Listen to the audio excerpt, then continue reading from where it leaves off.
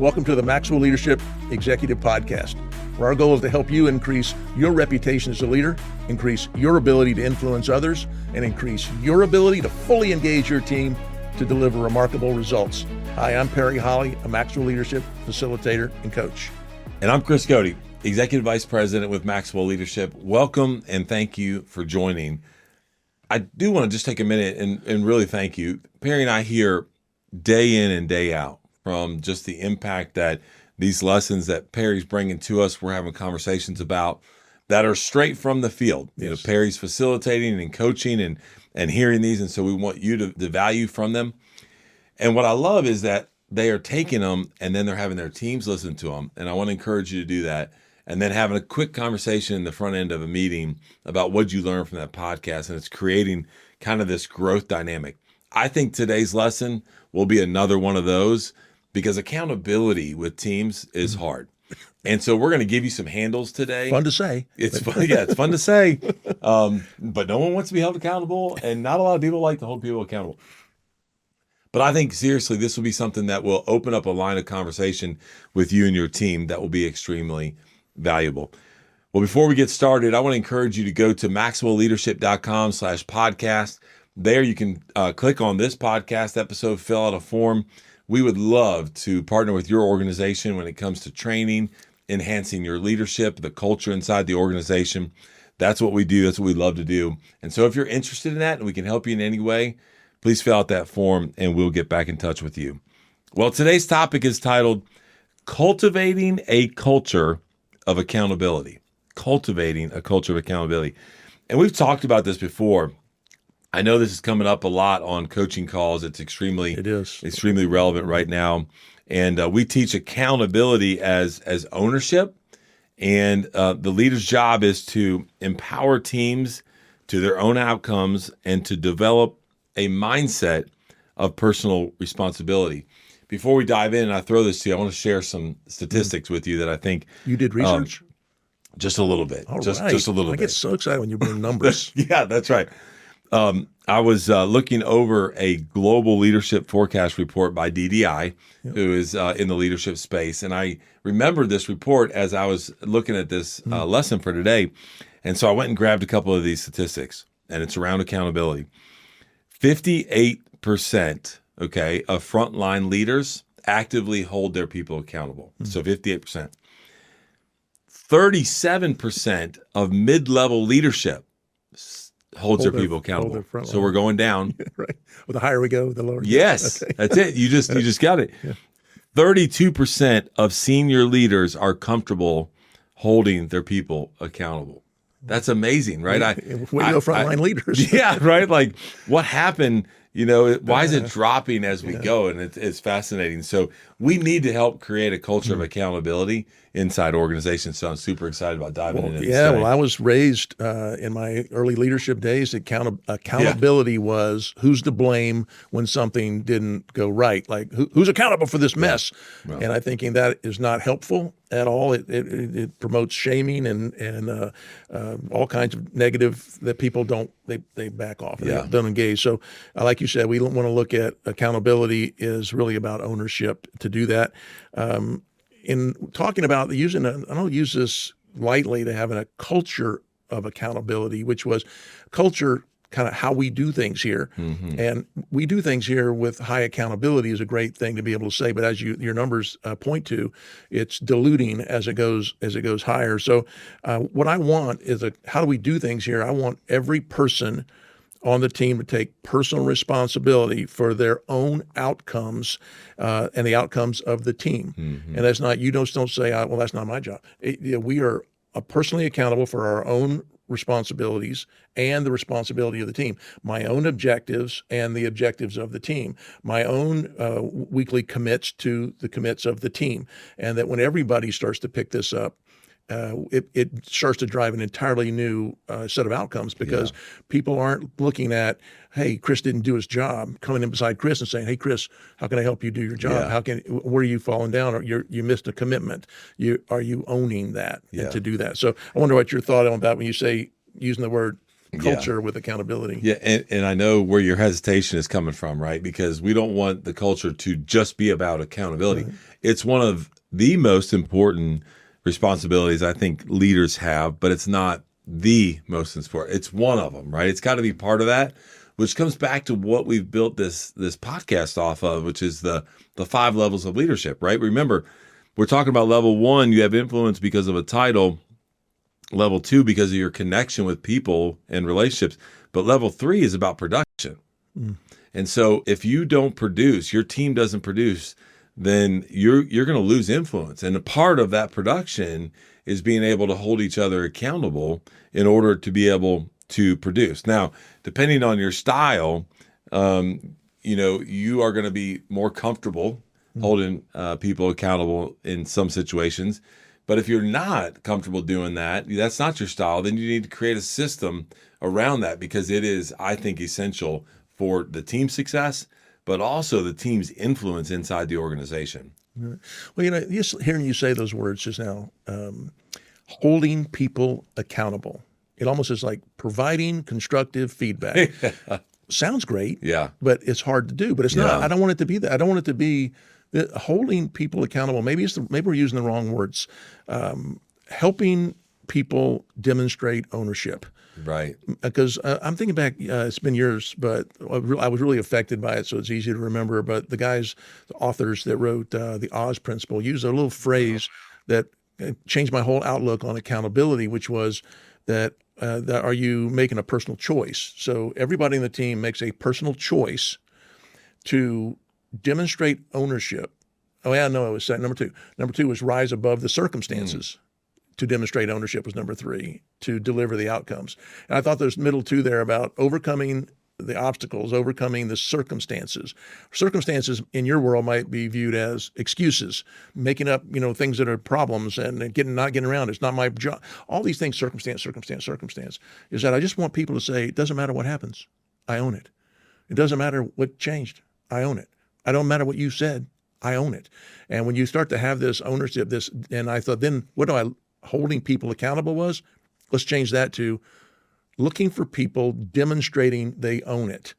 And so is that something you can see? Yeah. You just took an action that demonstrated you own that. Or you didn't take an action, which tells me you're not demonstrating you own that. You're letting a circumstance get in the way. So a little side note there, apologize for that. No, it's good. Another big thing I think you want to do is to start this is if people are not clear on your expectations and the goals, the teams, it's going to be very difficult for you to have ownership if I'm not clear what the objectives and the goals are. What do I actually own? Right. It's a clear thing. And I want to add to that, not only be clear about it, but involve them in creating them, right? I've had leaders in the past that come in and they're like, hey, here's the goal over the next 3 quarters, and then just walks out of the office. And I'm like, where do we get that number from? Yeah. What's the strategy behind Everybody it? Heads to the water cooler and talk about it. Like we're like that. He obviously or she woke up on the wrong side of the bed. So, man, involve them in that process, because it's difficult for someone to fail to take ownership if they helped create it. I know, at least for me, that is that way. So let me ask you a question. So that, conversation you and I over that point, it sounds kind of obvious to us, but what happens to cause leaders not to do this? I think you were just hitting on it, that we get busy, heads down, but it's also easier to just come in and lay the paperwork in front of you and say, here's your goal, go for it, instead of making sure that you not having people's buy-in. We just did a course on leading change, and one of the leading causes of change failure was people not believing in or understanding why the change. They had no voice in the change. And so we work in the workshop quite a bit on how do you involve other people's voice. And so I think you hit it right there, is that I'm so enamored with my voice and my smarts and what's coming down from the top. I don't even really think about adding your voice to it. Yeah. But you think about it, if you want people bought in, I want you to overcome circumstances to demonstrate ownership. Boy, isn't it going to be great that the why maybe behind it. Maybe you had a voice in fine tuning it to do that. I think it's a big deal. Yeah. Another thing leaders can do is provide necessary resources and support to succeed in meeting their goals. That do you have the right tools? Do you have the right guidance? Can you perform your role efficiently? It kind of goes back to a previous podcast. Do you understand what their needs are?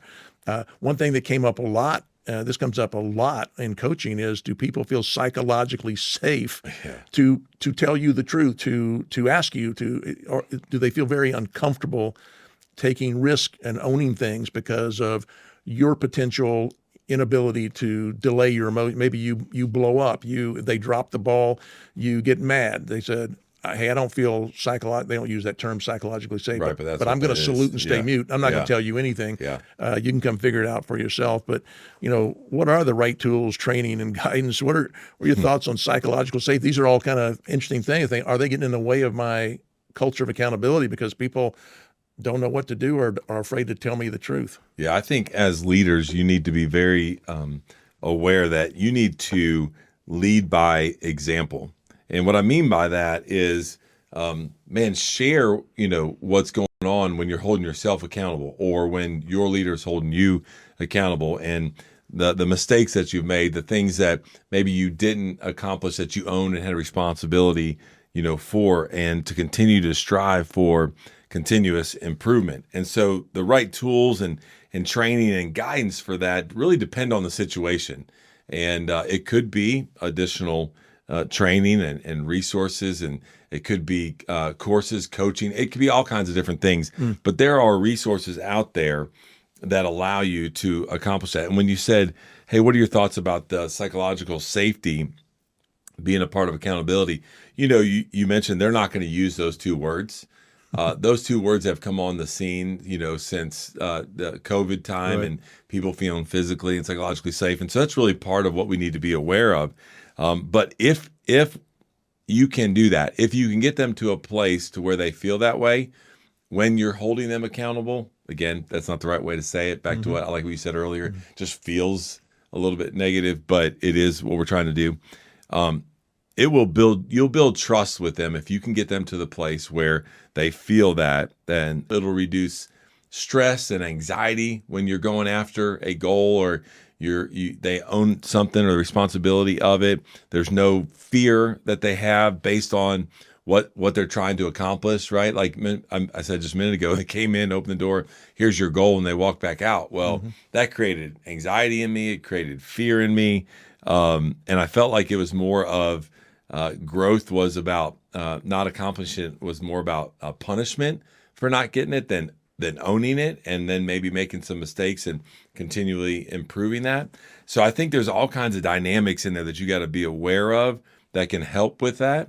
But it is a big part of a team or an individual feeling comfortable with those accountable conversations, is get them to a place. Now you got to do your work on the front end, right? Again, it goes back to the 5 levels of leadership. You got to do that level 2 work in order for them to feel that way. Well, I just think what you're saying about leading by example, but also we mentioned several times on podcasts about your level of vulnerability too, is that I'm struggling with ownership of my commitments. Circumstances are overwhelming me. I'm not demonstrating ownership. I want to be accountable, but you also being vulnerable as a leader, leading by example, sharing your own struggles, your own, setbacks, your own, how you've done it as an example. Modeling the way oftentimes is, hey, I know this one situation comes up every month and it sets us back. How do we overcome this situation? It's a circumstance. We have to overcome our circumstances to demonstrate ownership of what we own, and to drive the outcome that we're supposed to be driving. So I like that the psychological safety can be addressed by, I think, through vulnerability and saying, instead of using my emotion to splash all over you, delay my emotions and bring you alongside of me and saying, hey, here's what I'm experiencing, so that you realize we're in this together. I'm not trying to hold you to something I'm not holding me to, but we all struggle with it. So. Get them to just take a deep breath and know that, know that you're in the boat rowing together. Another thing leaders can do to promote this culture of accountability that we're talking about today is provide consistent feedback and coaching. That's huge. Through the process of what they are owning, of what they're taking responsibility for. And so, man, we got to regularly review progress. We got to offer what we see and give them some constructive feedback on that, and make sure that we're seeing when there's movement happening and there's progress and they're having some success, that we recognize that. And one other thing I'll add here is that not only is it giving consistent feedback and coaching about achieving this certain goal that we're going after, we're holding them accountable to it, but also getting feedback from them on what are you seeing? What are you feeling? Why do you feel like we're lagging behind on our metrics for this? Get their perspective versus just sharing your perspective and then sending them back out into the field to accomplish that. And again, it goes back to what Perry and I were talking about earlier on, is that you're getting their voice into what the responsibility is for that team or for that leader. And so when that feedback is happening, make sure that you're asking for their feedback about it as well. Yeah, I think it's often overlooked how much value, if you can get this culture of accountability, feedback, constructive feedback even. It can seem awkward, but if you have this people look forward to it, and you do it in a positive way that says, we're trying to grow together. I'm trying to help you. I care about you. You can trust me. This is all about us going further together. I just going back a bit about leaders modeling accountability is another way I think about it. But how do you model accountability? And is it that vulnerability? Is it that just sharing what do you own?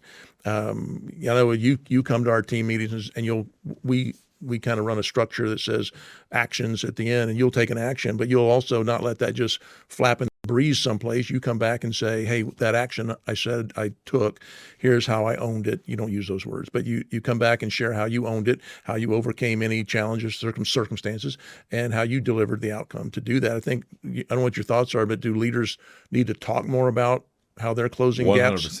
Yeah, 100%. It goes back to even what we talk about around common language. Common language becomes eventually what the behavior of the people are. Mm-hmm. And so as a leader, if there's a statement that Mark Cole, our CEO, says right now, that leaders are repeaters, right? Like what you're hearing at one level, you should be repeating to the other level. We're trying to cascade that vision. It's the same thing in what we want in our teams. If we want this ownership and this responsibility, then we start talking about it as a leader in what we own and what we're responsible for, maybe what we're missing out on, what we're learning from, and then hopefully that becomes repeated down the road. Well, it's probably obvious what happens if you don't do these things, but lack clear expectations and goals, failure to provide the resources, inconsistent feedback or no feedback, lack of modeling of accountability. The psychological safety is going to become a bigger deal. Many leaders, fear of failure will begin to rise. People will not take full ownership. So your team may be reluctant to take ownership if they feel their mistakes are going to be punished or otherwise, viewed as. I think you can view them as learning opportunities instead of punishing people. That leads to that growth, which we talked about on a previous podcast. I also think from an organizational standpoint, the structure of the organization can affect the culture of accountability. And what I mean by that is that when teams are siloed or they're kind of out doing their own thing and there's not necessarily accountability across the enterprise consistently, and they kind of operate in isolation, I think it's harder to get an enterprise or get an organization all moving in the same direction on the culture of accountability if you have teams that are siloed. One of the things that we do at Maxwell Leadership is we have this statement in our leadership team, which, by the way, we have multiple different verticals underneath Maxwell Leadership that are all represented at that table. And we have this the statement of silence is affirmation. Mm-hmm. And what we mean by that is that, and Reggie Gooden, our chief financial officer and our strategist who leads those meetings for us, he says, look, here's the deal. If you don't say anything about Perry's vertical that we're talking about in here, certain goals, objectives, where we're going, then you are basically saying, I'm in on this. We're a team. And now as a team, we're going to be held accountable to John Maxwell for this. So we better make sure that this is all of our goals, right? You got to have like back to this thing about the structure of your organization and your leadership team so that we can all be held accountable to it. It's not like, you know what, Perry missed his goals on Q3. Sorry about that, Perry, right? Well, no. We missed it, right? And so you got to be very careful how you structure the organizational leadership team if you want a culture of accountability across the board. I mean, thinking about your numbers at the top around these, the more senior you get, right? The less accountability there is. Maybe that's a good application for that. Yeah.